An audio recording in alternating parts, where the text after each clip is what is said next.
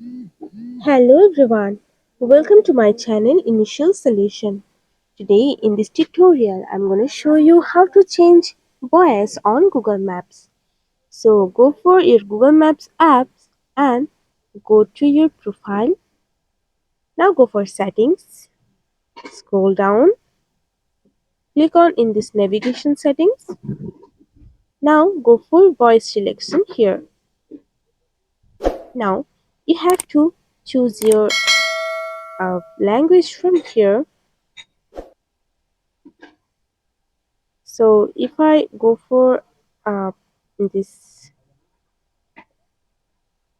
language, then you can taste it from here. Play test Your sound. destination will be on the right.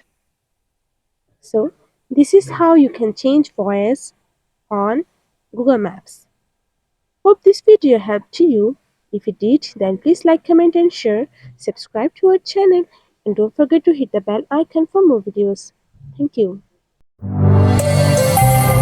This video is sponsored by Zerosoft. Zerosoft offers graphic design, UI UX design, digital marketing, and web development. Elevate your brand with Zerosoft today. For more details, check the description box.